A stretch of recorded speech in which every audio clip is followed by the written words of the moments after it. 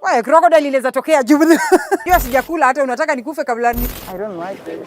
I don't. Miss Kai na hipo ikitokelezea ivuruche simu yangu. No, ni sawa.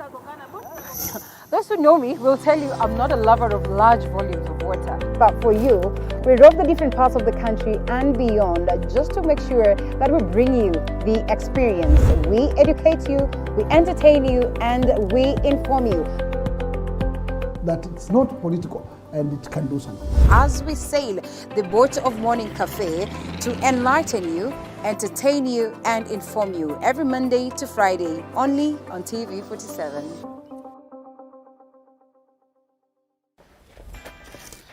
Woo. Construction can be quite a task, but how do you move from finding your piece of land, sourcing the right materials, getting the right labor force to put up your building? Or better yet, how do you source for a building that's already built? Just a small size of land can suit just a big maisonette because you are going high. How do you ensure you get the right finishes to bring out the aesthetic value of your property and make it not only look good, but also feel good? The buyers in this area are the buyers who are able to pay cash. Well, we have it right here on The Realtor on TV 47, where we demystify building right here in Kenya and analyze the property industry for you to take advantage when acquiring your next piece of property. Every February, we hear men joking about going to a men's conference on Valentine's Day. We laugh about it, the lucky ones end up having a decent Valentine's Day, and we move on. But what we do not know is that men actually do meet up. Men do sit down and have conversations about things that affect their day-to-day life. Let me ask, does money make the man? Give them the gifts, shower them with everything you want to shower them with, but keep your money to yourself. I, for one, have always been curious as to what goes on in a man's mind, specifically an alpha male's mind. Adam, yule kwa Biblia anasema ni mtu wa kwanza duniani. Wewe unadhani kama angekuwa hana yale matunda, hana ile garden yake pale ya kukaa, angekuwa tu ni mdomo tu anamfuata Hawa. Oya, mimi ni Adam. Welcome to the men's conference, where we make men alpha males. My name is Archie, the only female allowed at the conference. My name is Monica Nyashira Njogona. I am a wife and a mother of 3, and I am a crochet ambassador. This began some years ago.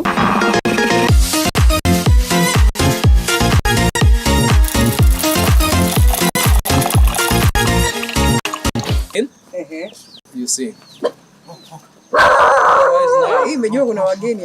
That's nice. It's really good. It's a typical home, a beautiful home. Yeah. Speaking of priorities, that's really, really important. The fact that this could line your docket, but you realize it's not a need at that point for your people. It isn't. We really have had struggles with having general government, the leadership, picking on the key things that are priorities. Yeah. Here, priority was education because, as I said, I went into a primary school which is basically 7 kilometers from here. So I would walk in the morning. You can't pack for lunch. Lunch which is 1 hour. You can't come back. So you carry your kamihogo and whatever. Lunch time you najishikilia huko, and then you come back in the evening. Now, to me, education was a priority, right from the basic level where you have had a primary school, which we've started now. It started a long time ago, but now, as a member of parliament, now CDF has come in to supplement. And then, of course, power. Right. As I've said, now it is there. That was a priority. I spent so much time and energy to see that we get power. Water is also a very critical area. I think we could see some ladies with some buckets on top. We have some natural spring down here. Okay. This shop of ours slopes down to a seasonal river, but there's a natural spring. So we do water there. We've managed to conserve the spring. Even in CDF, there is an element of an environment. Yes. And of course, water comes in. It's an environmental issue. So we've managed to also take some budget to do something about water. And of course, we have the main line, but as usual, I don't know where things are different in up country here. The main lines are there, but they've never had water. You can only pay bill, and there's It's no becoming water. worse even in Nairobi. So the pipes are there, zero. But of course, the major issue now is the economic activity of our people. Being rural, it means that we don't have an industry. So while we say it could be, the area is environmentally friendly, but with no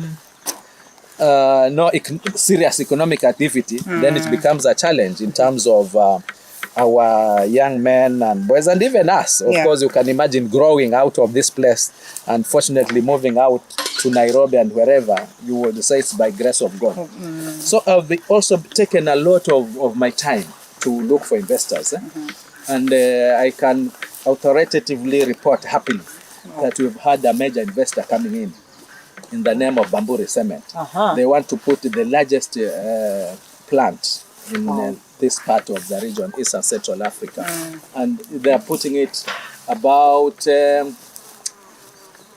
their quarry is about 3 kilometers from here. From where we are. Yeah. In fact, on Monday, I'll be having a public participation meeting with because you need to engage with the people affected by the project. So on Monday, if you will be here, you can cover that also. That's true. Yeah, we'll be covering that. We'll be meeting them and sensitizing them. So it gives hope to me in terms of also the economic activity. You're getting people in there. Otherwise, essentially, it has been a challenge. Anything that has been going on in terms of making sure that this would be something that will be considered? No, Big Four agenda iko Nairobi. Huko kwetu hatuna Big Four agenda. Hata Nairobi ni kama inafifia. Sasa I don't know about but anyway, let's not so the president had like new water ni kama pia ilififia. Because the Big Four agenda talks about manufacturing. Since the world started, we've never had any manufacturing plant in Matuga apart from the Bigsa one, which is private, but thank God it is there. That's the only one. Yeah, and that's why I'm really keen about the Bigsa issue, because we have the only manufacturing plant in Africa. Oh yeah? So the Bigsa one. The Bigsa one. Nice. So this is a crop well promoted. It's a game changer even for the whole economy of this country. And ile kitu red ndio Bigsa? Yeah. From afar you can spot it. Yeah. Okay. All right, let's go and see. You know. So manufacturing, no. Now you are looking of affordable housing. Zero. But you are living, we are living, At least you've managed to secure food for yourselves. Yeah, we are living. Food, the other one is the food security. Yourself. Okay, we peasant farmers, mihogo. You can see some bit of mahindi here. And this is mapera. Yeah, this is mapera. You can see the natural. They were not, things here go naturally. So we universal healthcare. Universal healthcare. By the way, I've said this, and I think now you are seeing in reality. The whole of Kwale County, thanks to devolution, it's now that we are seeing an ICU bed. The only hospital that we have has 2 ICU beds. Okay. And this came, they started operating last year. So since the world started as a county, we've never had a level 3, 4, or 5 hospital. We were having only dispensaries and health centers, literally, you know. So devolution is a good thing. So devolution is a good. No. Devolution is a good thing. Now, even where the primary school is, which is about 7 kilometers from here, there is a dispensary. Nice. You know, there's a dispensary. That's okay, good. Whether it has it's equipped or not, that's the next step. Yeah, okay. But at least unajua ukienda hospitali uone daktari, I think it's also there's some hope. Yeah, before you are even treated, ukiona mtu na white jacket na nini, unasikia nafuu, unajua utatibiwa. So now that there's a dispensary we can see, then those are good signs to come. Otherwise, but we are there. We are there, and we thank God for being in this country. It is our country. We love it, and we definitely maximize on it. So plans as leaders, I'm sure you always have sittings, and you envision, you look at the bigger picture of, say, Matuga, expound it to Kwale, and actually the coast region at large. Yeah. Well, I'm a very optimistic person. I'm a very optimistic person, and things cannot be worse. They can only be better. That is my vision. As I've said, I'm looking forward to investors coming in, so economically people get more opportunities. In matters of education, you can see the efforts that I'm putting in.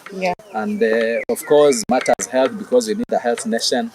And of course, it takes everybody on board. It's not just about the leaders, but it takes everybody on board. The public barazas that we normally do, like the small successes that we have, like today, we're having quite a number of my schools doing prize giving, which I've encouraged them that, well, we might not be so good, but from where we are, we need to encourage ourselves to do better.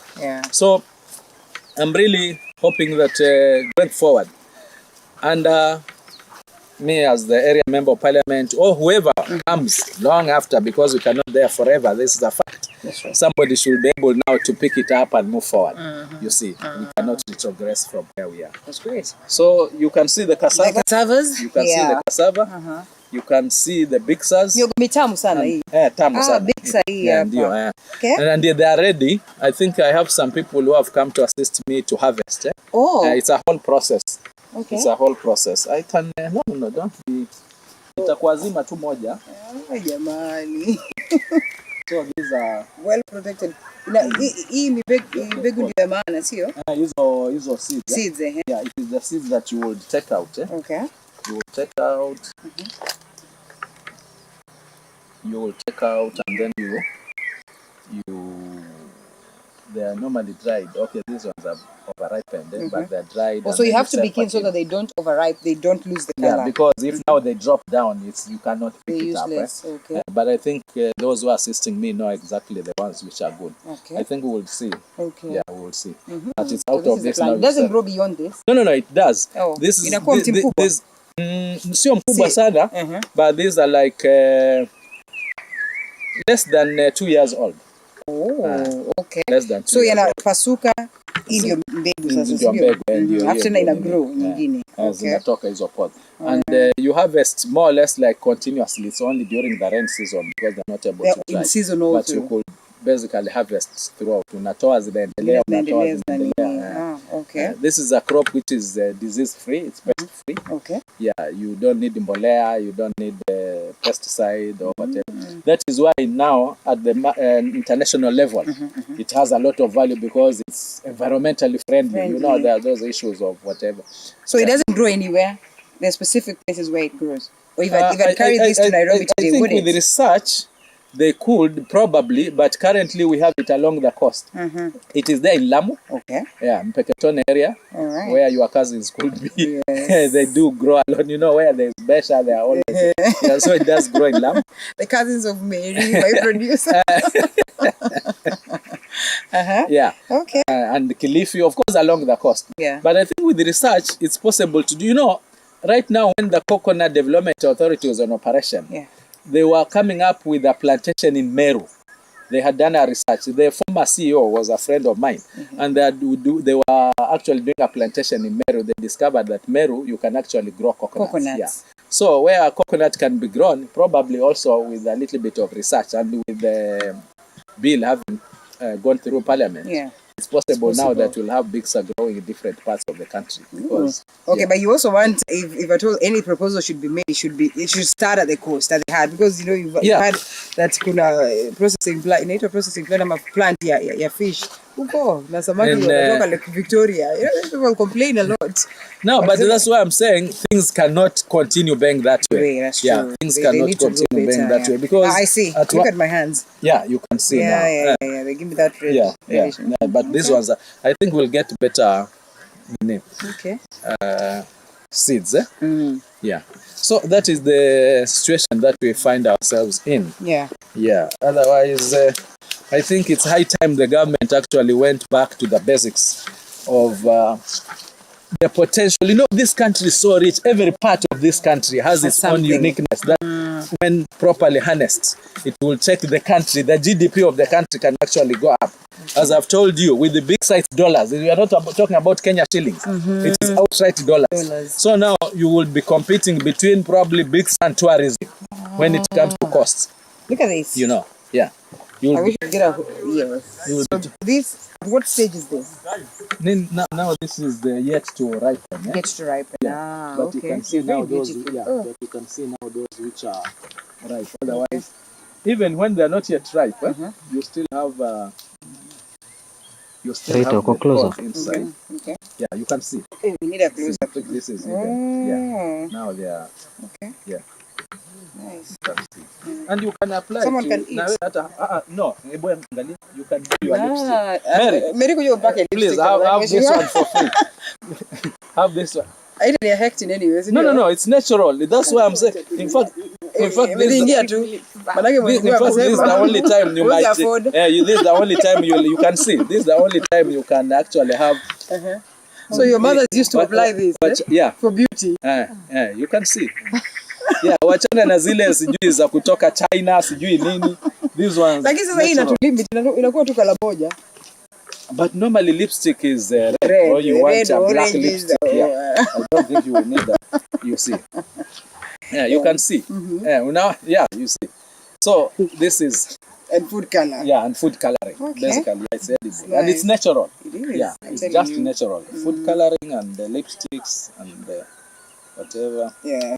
This of course, you also have it in Brazil. The greatest grower of big size Brazil. If you Google, Okay. But for them, they basically don't export it. They normally use it. In nature, they just use it for their local market. I think they can afford it. Sasa ukweli wa gani?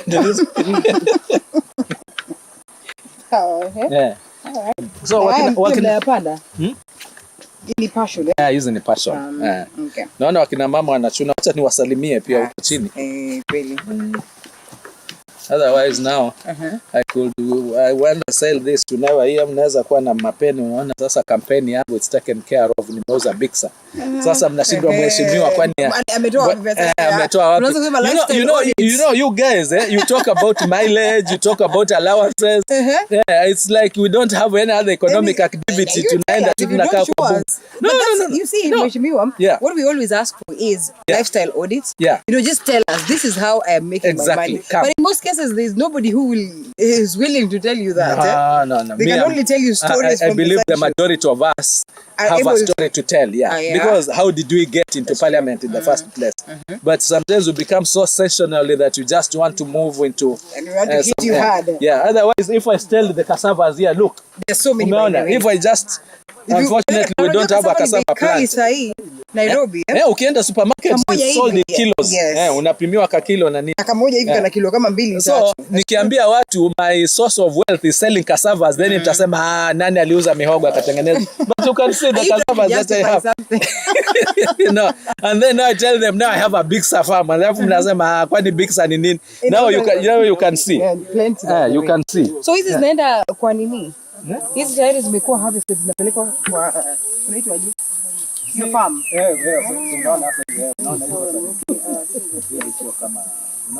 Alright. Now you can apply this. Put it closer. Ama? This one. Hiyo nikatawi baadaye. So wanatoa hizi, wanatoa hizi because it's the seed that we actually need. And then the factory actually comes and buys. They come to the farmers. They come to the farmers and buy. You see, Currently it goes for about 70 shillings per kilo. Now a kilo after umeshazitoa hizi, which actually could even be better pricing. But we hope now, of course the market had started looking good. Now, of course, unfortunately the pandemic came in. I started selling before the pandemic came in. And of course now there was no food, they could not export. There was no manufacturing, they stopped also manufacturing. So they started now saying, okay, tutachukua but we can't pay because now we can't sell. Currently about Bixa. A special story, a feature story about this. Going probably all the way to the industry just to see how to work around it, to give us the food color, to give us the lipstick and all that. So I basically encourage my people now, you know, we cannot just sit and wait, you see, indefinitely. And they have really, this my shamba, but of course if you go around you'll find now every homestead now they have started putting in Bixa. So when it's ready, and I mean everyone will be somewhere hapo wamepatikana, yuko ready na amepata kitu. beautiful. So this is the main thing that we look at kama tuko hapa. Yeah. Coconuts grow up. You can see the young ones. Because they are cash crops essentially. So generally agriculture on this end is... Yeah. The soils are good. Okay. The rains are also normally quite encouraging. We had this rains, of course, this year has been an exceptional. So this has been a bad year. But you can see it was also not very dry. Though generally the rains fell. Otherwise, down here you will see now the water will be streaming. Yeah. I will be coming. I don't need to go to the beach. Yeah. I will just be you don't need to go to the beach. Okay. You can see I made a shed now. You can see normally. Pale chini. Pale chini. Chini ya mnazi. Si ya mnazi. So ndio nimetengeneza kashedi kangu pale. I will just come and sit there and see the water flowing as I discuss with my people and have your mango and coconut. Mango and coconut, madafu, nini mihogo inachemshwa tu hapa down. I don't have to go up there. Beautiful. Try fishing lakini samaki hapatikani. Huwa wananipa shida but you might said unaweza ukanini producer anasema ananiambia hiyo lipstick iko sawa. Nipatie mirror. But anyway, tutaangalia sasa ile hiyo clip tumemaliza nita watch ile kama unaambia watu mpaka lipstick kama natural lipstick sio ile sijui unazoea sijui na nani Dior sijui nini tuharibie. Pole. Tuharibie but sawa. Haya, nafikiri from here shamba tumemaliza maneno ya shamba. This is good enough for you to cross over to the other side. I'm sure your people must be waiting. Yeah, sure. And excited to have a moment with you. So we probably will have Mheshimiwa freshen up. I'll freshen up too. Yeah. And then we get to the actual aspect of it.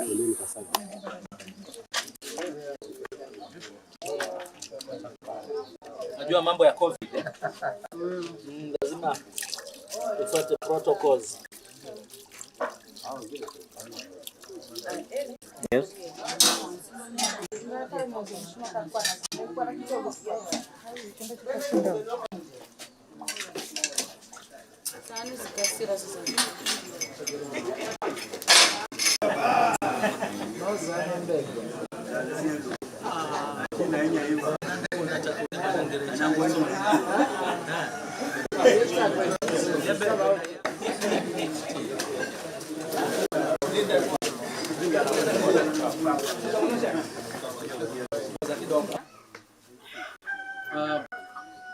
Hapa ni tukiwa nyumbani kawaida, tukiwa nyumbani kwa kuna wale watu ambao wanakuja wazee wa mama kwa kuniona kama kiongozi wao, kushauriana na pia mara nyingi kuwa na matatizo mbalimbali. Kwa sasa naona kuanzia nilipokaa hapa mengi ni matatizo ya shule.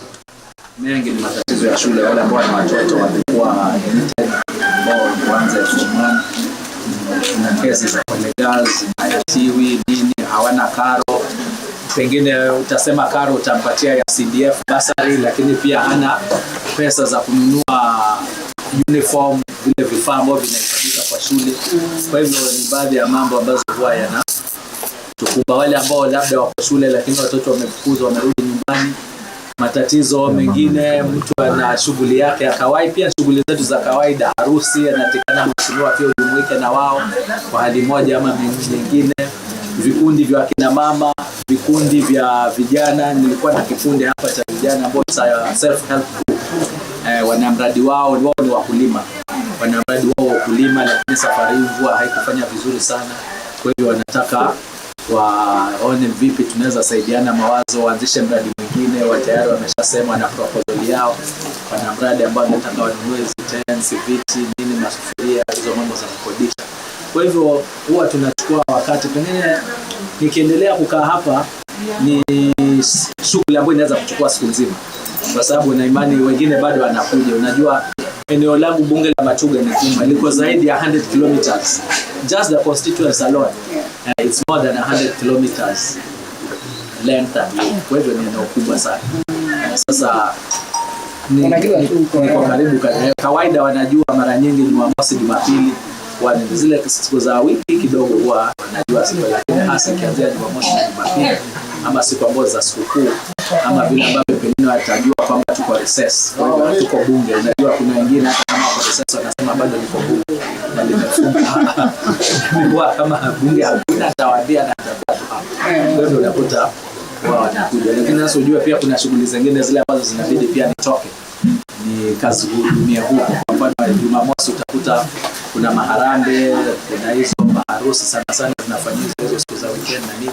Kwa hivyo nawaona tunakunywa chai pamoja, tunashughulika, tunazungumza, kisha inabidi niwaache kwa sababu bado yale majukumu mengine. Yule ambaye hata kwa anaweza kuniona akiambiwa kesho atarudi, basi atarudi, ama nisubiri pengine manake naenda jioni. Wakati mwingine unakuwa na watu mpaka saa 6 za usiku. Family wanashangaa inakuwa kibarua kigumu. Kwa bahati nzuri umri wangu pia unaniruhusu. Unajua kama ingekuwa ni kijana angekuwa nalalamika zaidi, lakini naona pia kuna mambo mengine tumepitia kitambo, sasa haituzuru sana. Tunaweza kaa tukakesha tukizungumza hapa mpaka asubuhi. Lakini ukweli ni kazi ya kujitolea kwa sababu kama unavyozungumza, unajua familia pia inataka nafasi yake, lakini katika hii shughuli ya ubunge ni kama umeamua kwamba sasa wewe ni mtu wa kuhudumia tu wananchi. Mahali popote ukiacha simu wazi hata saa 10 usiku utapigiwa simu. Mheshimiwa, nilikuwa na mtoto mgonjwa nimeenda ni hospitali, nilikuwa na pesa yangu 2,000 sasa inatikana 3,000, moja imepungua. Ni mambo ya kawaida. Sijui kama watu wanaelimishwa ni kitu kipi kama unaweza kufanya. Sababu wakati mwingine wanakuja kwa elimu hizo hapo. Nasikia kwamba inabidi kujilinda na kwa unavitia hapo. Inakuwa vizuri sana. Ukiangalia kazi ya mheshimiwa, tuseme kikatiba, kazi ya mheshimiwa ni 3. Kutunga sheria kama vile ambavyo sisi wengine tumefanya bungeni, kuwawakilisha kama vile ambavyo tumefanya wakiwa na matatizo yao ambayo yanahitaji kusaidiwa kibunge kama masuala ya mashamba na nini yale kuwakilisha, alafu na kuangalia miradi ya serikali ambayo huwa imefanywa huko kwa sababu serikali. Lakini jadi na ilianzia kitambo tu, wananchi wengi hawajui hayo majukumu. Wananchi wengi wanajua kwamba tulikuchagua utusaidie, na kusaidia masuala ya kijamii yapo, lakini mara nyingi ni masuala ya kibinafsi. Huo ndio kweli, na sioni kama ni tofauti sana na sehemu nyingi za ubunge.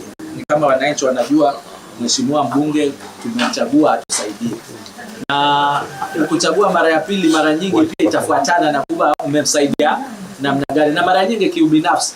Utajenga shule, utatengeneza barabara, miradi ya stima na nini, hiyo watataka. Lakini wakati ikiwa sasa yeye mwenyewe lile lilofuata lake huku litimiza, sasa hapo moja kwa moja nasema mbunge ana maana gani, anasaidia nini sasa? Maana naona na katika maeneo haya ambayo uchumi uko chini, kama unavyoona sisi huku tuko mashambani na uchumi uko chini, basi matatizo huwa ni mengi sana. Na ni mengi ambayo wakati mwingine mtu anakuja hapa na ananiambia mheshimiwa, nilikuja juzi nikakukosa na nilikuwa nimeacha nauli ya kuja sina, lakini anakupatia karatasi ya hospitali ambayo alikuwa akapiga picha na amekaa nayo miezi 4-5 hajapigwa hiyo picha.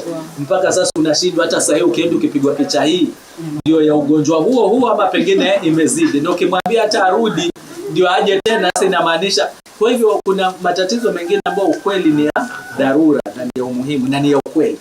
Licha ya kuwa sio tutasema si majukumu yetu, lakini utakuta huna la ziada ili na inafika hapo sasa mtu anakuja hata hakuzungumzii, anakuja tu anafanyia hivi, ukiangalia hiyo kidonda ambayo kwa hapa hata utaki kuangalia mara ya pili. Sasa hata kama pengine ulikuwa umezaa mwenyewe na senti yako, labda utanunulia familia yako sikukuu, unaona tu huyu wacha tu achukue mama, hebu angalia hata kama kulikuwa na 3,000-4,000 zimebaki, mpe tutaangalia zingine, lakini huyu aende hospitali. Maana unaliona jambo la ukweli, sio wale japokuwa kuna wengine wa michoro wanaweza kuwa hata wengine hapo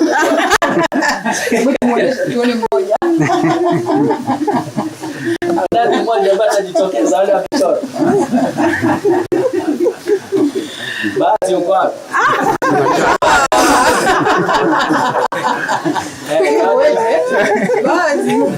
Kwa bahati nzuri yupo hapa. Bahati, hebu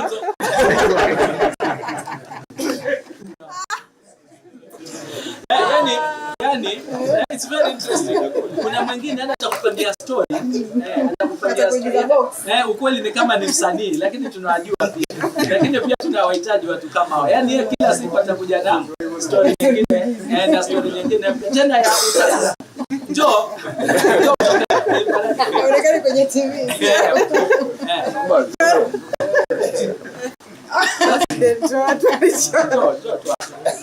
Sasa nakwambia kuna wale ambao ni kweli, lakini kuna wale ambao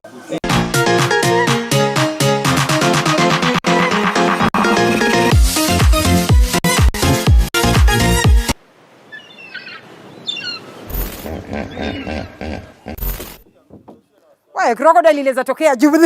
Hiyo sijakula hata unataka nikufe kabla ni. I don't like it. I don't. Miss Kai na hipo ikitokelezea ivuruche simu yangu. No, ni sawa. Those who know me will tell you I'm not a lover of large volumes of water. But for you, we roam the different parts of the country and beyond just to make sure that we bring you the experience. We educate you, we entertain you, and we inform you.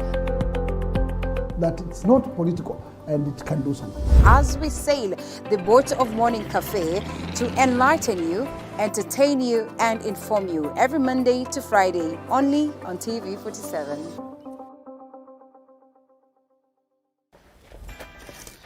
Woo. Construction can be quite a task, but how do you move from finding your piece of land, sourcing the right materials, getting the right labor force to put up your building? Or better yet, how do you source for a building that's already built? Just a small size of land can suit just a big maisonette because you are going high. How do you ensure you get the right finishes to bring out the aesthetic value of your property and make it not only look good, but also feel good? The buyers in this area are the buyers who are able to pay cash. Well, we have it right here on The Realtor on TV 47, where we demystify building right here in Kenya and analyze the property industry for you to take advantage when acquiring your next piece of property. Every February, we hear men joking about going to a men's conference on Valentine's Day. We laugh about it, the lucky ones end up having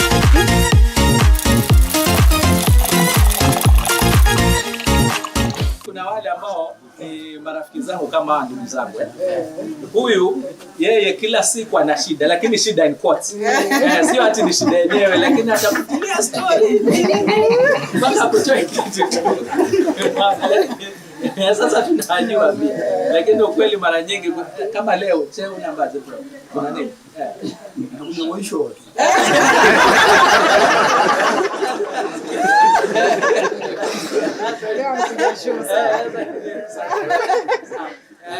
Lakini ukweli watu wengi wana matatizo. Huo ndio ukweli. Wale vijana nini kawaida, lakini watu wengi wana matatizo ya kuishi. Na ni vizuri kusaidia kadri na uwezo, labda tukimalizia kwa hilo. Unahisi kwamba inachangia masuala ya usafi? Kwa sababu wengi wanasema kwamba wajua mnatupush mpaka kiwango ambacho hatuna uwezo. Inabidi basi unakwenda wrong ili usiweze kupata cha kuwapatia watu wako. Mtumizi ni mtumizi. Unajua mtumizi ni unajua mwenye kuiba hata huwa hakuna wakati anasema nimeiba vya kutosha. Mtumizi ni mtumizi. Ataiba, atatafuta sababu yoyote ile ya kuiba. Lakini ukweli hata ikiwa matatizo ni mengi, unafanya kadri ya uwezo wako. Tena unajua sisi ni wengi, ni wale wanamchamua. Unafanya tu kadri ya uwezo wako. Kwa hiyo unaona unamwambia Waislamu sio? Yeah. Asilimia kubwa sio? Asilimia kubwa ni Waislamu, lakini kwa sababu ile county headquarter ndio headquarter ya constituency, unajua katika mji, katika town huwa kuna kila mtu yuko pale. Town si ndogo, si kubwa, lakini pia kuna watu. Alafu kuna sehemu nyingine hii tunaita Shimba Hills ya kubwa, ambayo kule tuna hawa ndugu zetu wa jamii ya Kikamba ambao walikuja kitambo pia kuanzia miaka ya 60, lakini kama division nzima ni wao, na wao pia nao kwa asilimia yao nao ni Wakristo, lakini kwa ujumla asilimia kubwa ni Waislamu. Kwa hivyo unawaambia hili utaweza, hili wiki ijayo acha nikatafute, hili ukatafute kidogo na mimi pia natafuta kidogo. Kama nitakupa tu mfano, ukiangalia unaona hii Chirimani Self Help Group wana mradi wao wanataka 140,000.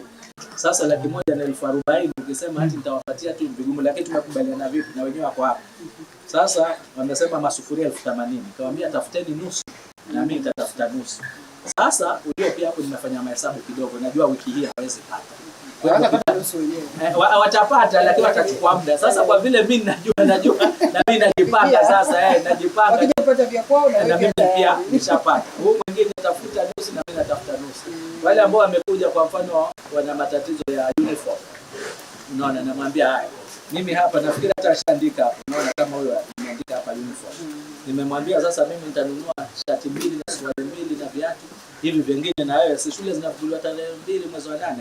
Kaangalie na mimi nitaenda ofisini na foundation kule pale na hiyo ofisi ya SIGNET. Kuna foundation ile shati kitabu. Hamna contradiction ya hizi ofisi mbili. Hii ni yangu nilianzisha hata kabla niwe mbunge. The foundation has always been there. Nilikuwa nikishughulikia mambo ya school fees hata kabla niwe mbunge na hiyo mambo ya kusaidia uniform na nini. Kwa hivyo kuna foundation ambayo hiyo ni yangu ya kibinafsi. Kwa hiyo wengine pia napata msaada kidogo kutoka kwa marafiki kama nyinyi, naweza mwa hata mimi wacha nisaidie mtoto mmoja kiatu, tunafanya hivyo. Lakini huwa tunakubaliana hivyo. Wewe angalia kidogo ile uwezo wako na mimi pia. Maana siwezi kuambia ati kila kitu nitafanya, haiwezekani. Lakini la muhimu na kwa viongozi wenzangu ni kwamba hiyo isiwe sababu ya mtu kuwa mwizi. Unafanya ile ambayo unaweza, kama uwezi utaeleweka, unaona. Lakini ukisema ati inabidi uibe ili hata ukaiba, utaiba ngapi ndio watu washeleze matatizo yao, haiwezekani. Huo ndio kweli. Kwa hiyo kuna follow up programs ambazo labda wakija hapa wanasema wanahitaji msaada fulani, alafu wanapata zile hela. Kwa hiyo kuna zile programs ambazo mikakati umetia kuhakikisha kwamba wale watu wanazitumia zile hela zinazotakikana. Mwanzo nikianza kidogo nilikuwa nasitumia neno lakini nilikuwa sijachanuka. Ndio nilikuwa kama wasanii kama hawa. Ndio nilikuwa tatizo. Wanaambia tuna mradi hapa, tunataka kununua nini sijui ni pikipiki. Haya, ukiwapa pesa pikipiki hamna, wamerudi hiyo iliisha mheshimiwa. Lakini sasa safari hii hivi ndivyo ninavyofanya na naona tumefaulu. Hata tukienda mjini utakuta kuna tenza au bodaboda, kuna nini watu wa matatu, lakini siku hizi ni shares. Nawaambia sasa mimi nitakuwa mwanachama wenu. Sisi ni bodaboda, wanachama wangapi? Tuko hiki kikundi chetu tuko 20. Mnataka kufanya nini? Tunataka labda tununue pikipiki moja. Pikipiki moja 140,000, lakini labda tukipata 40,000 deposit, hiyo nyingine tunaweza lipa. Nawaambia sasa nyinyi 20, kila mtu akitoa 1,000 inakuwa ngapi? 20. Na mimi nikitoa yangu 20 inakuwa 40. Tunaenda kuwekea deposit hiyo. Na wakati hiyo hata ukiangalia kwa sababu tunafanya hiyo ni kupitia foundation. Tunanunua na picha inapigwa kwamba sasa uko nayo, unajua kabla umalize kulipa logbook huwezi kupata. Kwa hivyo watakuwa nayo. Sasa hiyo ndio vile tunafanya. Kama hawa sasa Shirimani self help wakiniambia pesa zao wako nazo tayari. Kama niko na nafasi sina, nitachukua mtu wa foundation waende Mombasa. Kila mtu ana pesa yake. Lete tunanunua, tunaweka kwa gari tunapeleka. Sasa kama baada ya hapo ndipo mtaiuza tena, itakuwa sasa lakini tunafuatilia sana, ndio akasema kuna ofisi ya foundation hususan kufuatilia miradi kama hii. Nashukuru. Chai tumekunywa. Umesema wapochopocho unakosea. Si ndio? Nafikiri kila mtu hapa anakubali kwamba tumekaribishwa vizuri, kwa hiyo tunashukuru sana. Sijui kama kuna yeyote ambaye anaweza akawa anataka kumuuliza mheshimiwa. Si eti kwamba tunafanya campaign, lakini wakati mwingine unajua kuna yule mtu ambaye anataka kumuuliza mheshimiwa kitu. Kwa hiyo tunampatie nafasi labda dakika moja ama mbili, watu wawili tusikie wana yapi ya kusema kwa mheshimiwa wao.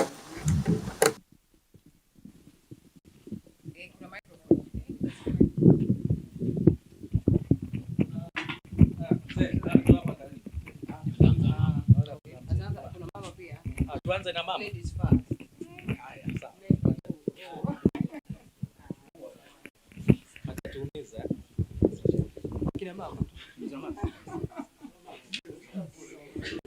Asalamu alaikum. Wa alaikum salam. Mimi kwa majina naitwa Mwanamisrama kutoka hapa kijiji cha Nyando, na kwa kusema kweli tuamshukuru sana mheshimiwa wetu kwa mambo anayotufanyia hapa kwetu kijijini.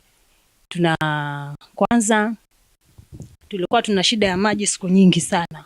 Kina mama walikuwa wakikesha visimani, hawalali nyumbani, hawapati nafasi za kufanya shughuli zao ndani ya nyumba zao kwa sababu ya shida ya maji.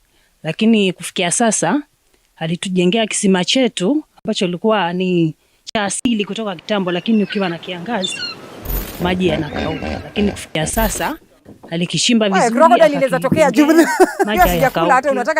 Maji hayakauki, tunapata maji usiku na mchana hapo, hatuna shida yoyote kabisa. Pili pia tuamshukuru sana, tulikuwa tumekaa muda mrefu sana bila kujua lini tutapata umeme. Wabunge, makansela, makinani wote wanakuja wakituomba tu kura wakienda, lakini hatufanyiwi. Lakini kufikia safari hii na baba yetu hapa, tunashukuru sana, tumepata umeme tena nyumba baada ya nyumba, tumefatwa mlango mpaka mlango, tumetiliwa stima kabisa, bofya tu tunang'ara kabisa, hatuna shida. Hatuna shida kabisa.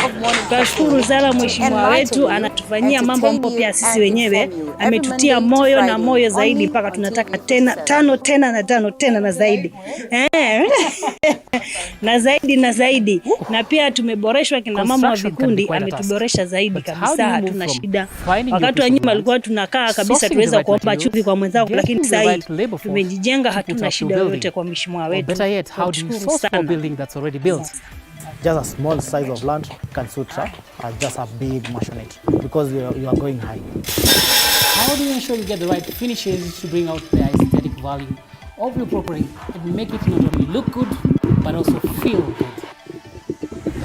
The buyers in this area are the buyers who are able to kwa majina mimi ni Juma Hamisi Mwakauzo kutoka hiki kijiji cha Nyando, where we demystify building right here in Kenya.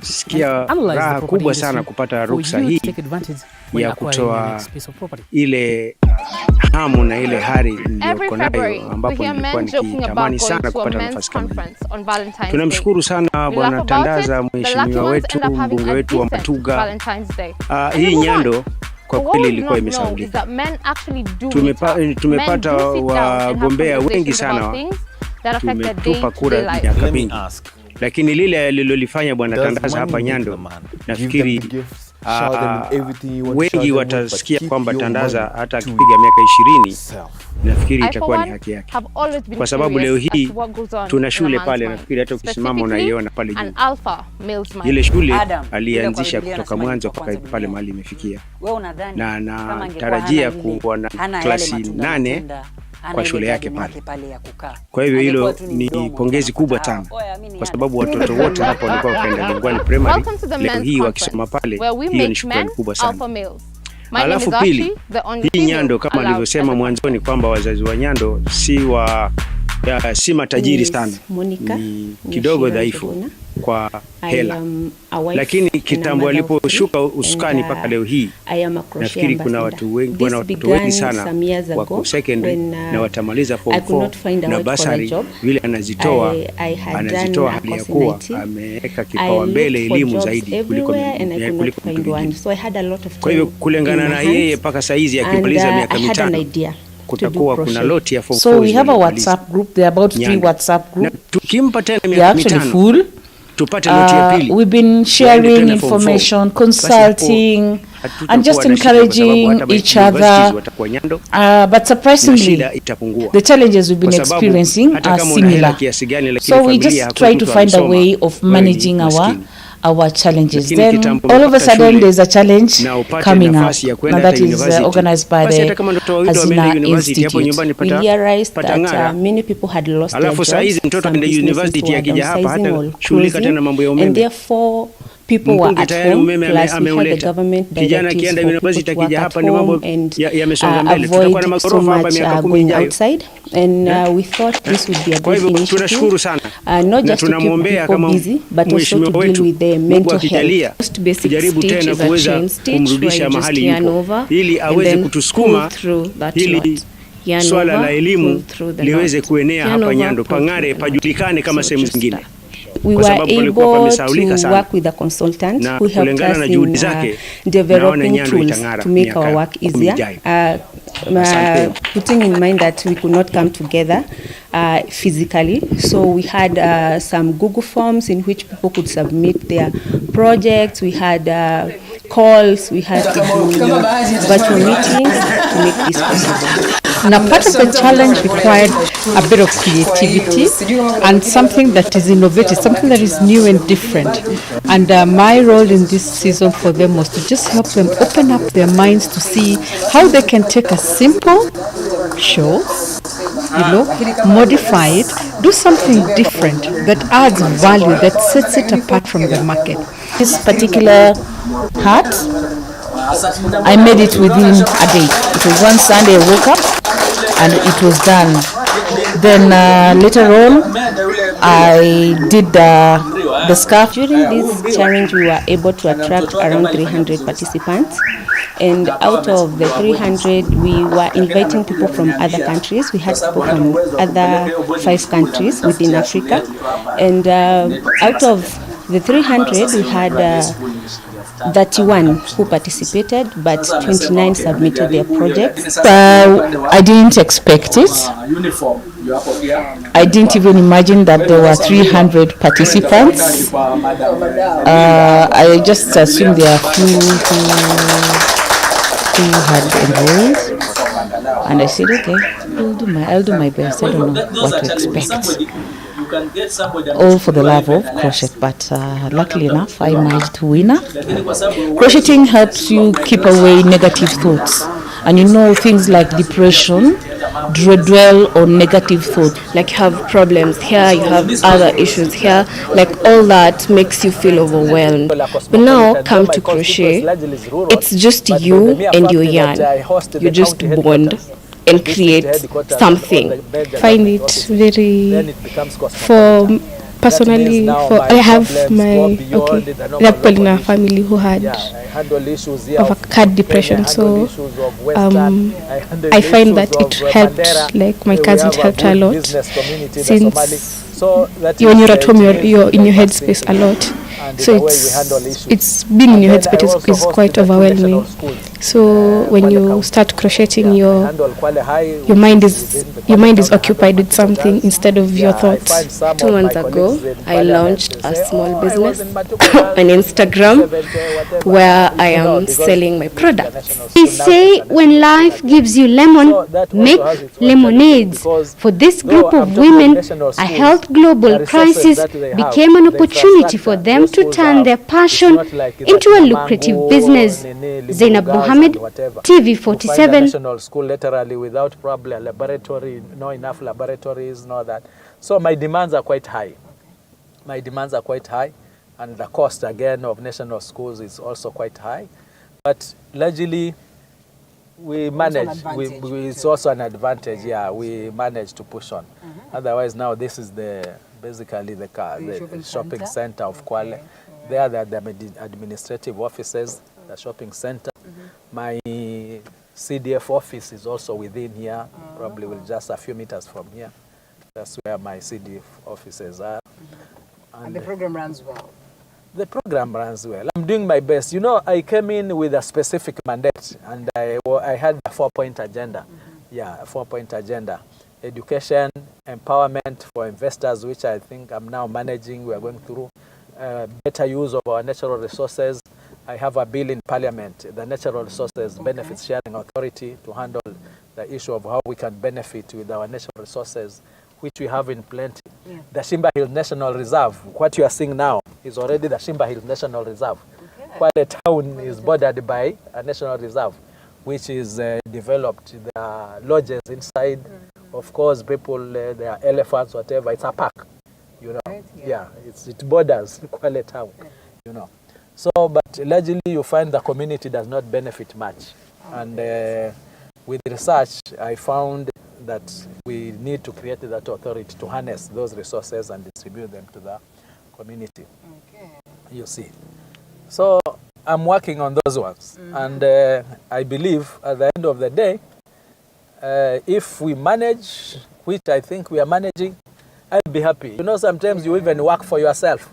You would want to see that something has been done and it's succeeded or it has assisted in one way or the other.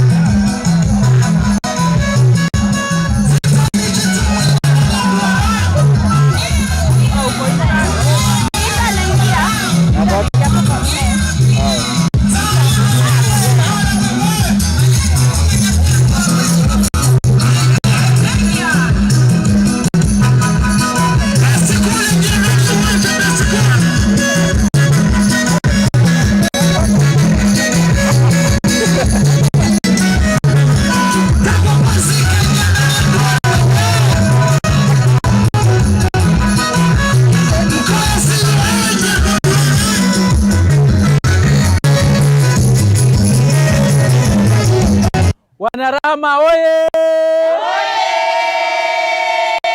Visa tunazo hatuna? Magojoni tupo hatupo? Wanarahama oye!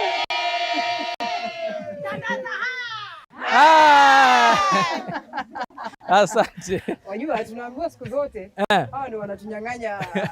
Wajua unaona urembo. Hawa ni sababu ya hisi. Uwekezaji. Hawa sasa ni wekezaji. Wanatunyang'anya. Naam. Wanatunyang'anya huko nje. Hawa wanatufunza sio? Wanawafundisha. Sawa. Kwa hiyo mheshimiwa unawaita wanarahama. Hawa ni wanarahama, ni kikundi cha wanarahama. Ni wakina mama ambao wana maono ya kujiendeleza wenyewe. Unajua kuna ile zamani watu wanangojea wazee nini. Sasa wakina mama wakaja na mbinu zao za kuonyesha kwamba wanaweza kujipanga, wakatengeneza senti zao na wakajipangia miradi yao wenyewe. Na hivi vikundi viko karibu kila mahali wako na hiyo miradi yao. Na huwa wana malengo tofauti tofauti. Sasa leo ni hapa tunaita Magojoni na ndio tuna wanarahama. Kuna vikundi vingine kama 6 ambavyo leo viko na wamewekeza kwa mwaka mmoja. Unajua wao wanaweka pesa zao for a whole 1 year. Haweki kwa account.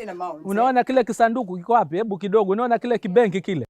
Kile kibenki ndio kina senti zao for a whole 1 year. Wanaweka pale. This is monthly. Week ni one weekly. Ni weekly. Kila wiki. Mnaika ngapi kila wiki?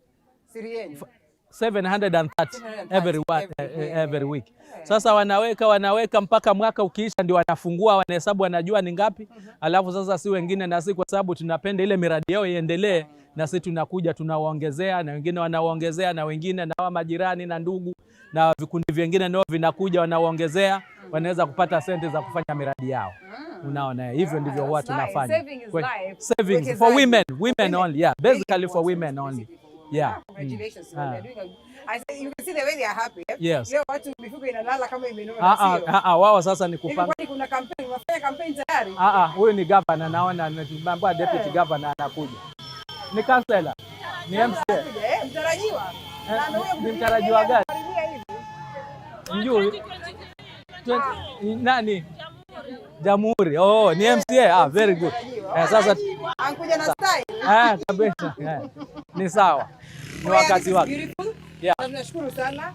The fact that as a leader you also are there to push with my people at the grassroots. That's true. Yeah. And importantly, hiyo aspect ya uwekezaji. Maana watu wengi wanachukulia kama ni hivi. No, they save, they even operate circles, wanakopesha watu wa hizo mabodaboda, wanalipa, wana nini, aliye na mradi wake. Sometimes pia wameshikwa sasa ule shida inakuwa wakati sasa inabidi mtu amekopeshwa na kumbe amelipa school fees. Unajua hapa ndio kunakuwa na shida ya malipo, si ni kweli? Hizo ndio changamoto ambazo najua wako nazo. Mtu anachukua anaenda lipa sasa ikitoka hapo hakuna mradi. Lakini wengine anachukua anaanzisha biashara ndogo ndogo, kama ni ya kuuza mboga, ni ya kuuza kiduka chake kidogo anaanzisha. Hizi nguo, si ndio? Mtu anachukua anakopa, ananunua, anauza haya madera na nafikiri kabla uondoke labda utapata dera moja. Uonaje wewe vile hali ilivyo? Hapa ninapata kama hawajanishonea kwangu basi mimi naondoka na ya nani? Niona yotoshana na mimi sio. Mimi nenda na hiyo. Unaona Nashukuru mheshimiwa, hili jambo zuri. We appreciate na kwamba umetembea na sisi, umetukaribisha Kwale County. Naona urembo unjaa huko. Kabisa huko kwa raha zetu na senti kwa raha zetu. Kwa raha zetu. Hivyo ndivyo support you people. And I guess sisi hatuna la ziada. I'm there for them kwa sababu niliwaahidi tutatembea hatua baada ya hatua. Hii sio rahisi, sio kwamba hati mara moja watu, lakini tukipiga hatua kuendelea mbele inatupatia matumaini kwamba hatutarudia zile matatizo ambayo tulikuwa nazo. Na hawa wakina mama nawashukuru vile wamejiweka pamoja, wameweza kuweka pesa ambazo hawana kwa kifupi, lakini wamejikakamua kwa sababu wana malengo ya kuwa wataweza kujiendeleza, na ndio maana niko hapa na mimi niweze kuwapatia mkono wangu na tukae, kama ni mambo ya biashara, ni maono, ni nini, tuweze kusaidiana, tuweze kusonga mbele zaidi. Asanteni kutukaribisha sana. All the best, wakienjoy. Unajua wale wazee wa bonus, wale ambao huwa wanapata bonus siku ya napotea. Huku kwetu hakuna wazee kama hao. Huku kwetu hakuna wazee wa bonus. Mwanzo hizi hela zinakaa na wakina mama kabisa, hata hazifiki kwa wazee. Hizi huwa zinakaa na wakina, unajua wakina mama huwa ni waaminifu kidogo. Sio kwamba wazee si waaminifu, lakini wakina mama zaidi mara nyingi huwa wanaheshima zaidi ikija mpango wa hela. Asante mheshimiwa. Asante, tumetembea nawe. Nafikiri itakuwa ni bora nikikuacha basi umalizane na wana. Sawa. Asante sana. Asante. Until wakati mwingine sijui utasema nini. Mimi niachie nikuache ukiendelea. Na mimi basi nikizungumza na watu wangu. Sawa. Shukrani. Niachie sana. Well, I must admit that it's been fun, you know, spending the day with Honorable Tandaza Sawa of Matuga, that is Kwale County.